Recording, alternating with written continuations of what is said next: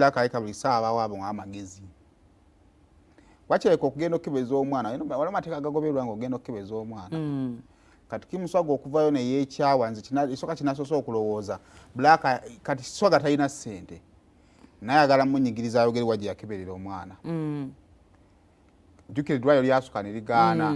It was supposed to be anonymous. Kati kitegeeza nti no wakunyigiriza singa dwayo limala nemanyika we wali ssente awo.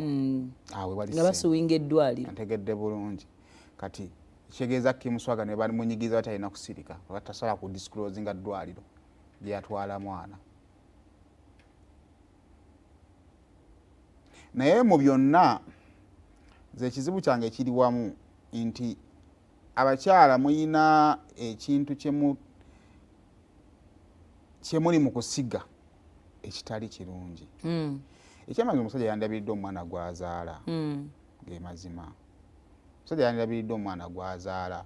So tewandibaddewo okwejjerera kukulabiriza musajja mwana nga alinamu ekirowoozo nti si wuwe. Kubanga no yagamba nti mu video yasooka yavayo n'agamba ne waba si wuwo wa ABCD era n'abaako ensonga gy'ateekaawo. Then yamaze okuva mu kamera n'akizuula nti nedda waliwo ekiri bete ddwaliro lino eryakebera omwana singa tulizuula. Nembuulire. Either tusobodde blackmailing nga libaako terituwa oba tusobodde opani tugenda mu mateeka gennyini. So nze ndowooza ku bbaluwa eyo kati Black alina yamuwadde amagezi agasingako awo. Kale Black beera muno mwalimu swaga ayinza okufiirako. Oba oveeyo game nali nnimba. Era asigale wakati yawulira gwerera. Asigale nga akuli waggulu. Ekyokubiri obanga Black mbasajja bonna okimanyi ne Sepuya gyali. Then ono tomukuba nnyo. No, because you see lwakuba munange nze embeera ne mbagamba amateeka gali interpreted in another way because say more as a man bomanya nti omwana oyo wa Hafi we yanjaga yalina omusajja omulago yayagala. I think yandibadde right yogenda n'okebeza omwana oyo DNA wadde ng'oba omukyala abatamanyi. Anyway, but I think also it is supposed to be a family. N'omukyala n'amanya. Ya mama enobeera naddala nga mulamu. Enobeerawo. Awo no tugenda okuddira abasajja buli mwana. Kati yafunye bannamateeka? Yafunye bannamateeka. Ayagala bakole ki? Aveeyo alage results. Bw'alaga results aba atulaze eddwaliro. Bw'atatulaga eddwaliro then bagenda kujja defamation.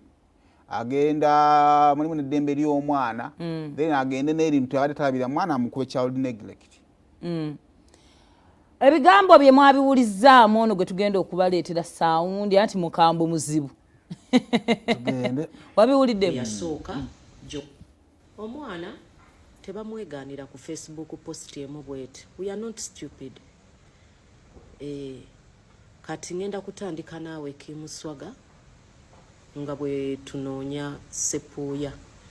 Kati mwami Kimuswaga ekiwandiiko ekyo ekiri waggulu kiva mu balooya bange bamusangala advocate nga nkuwadde essaawa 48 odisclosing results ezo.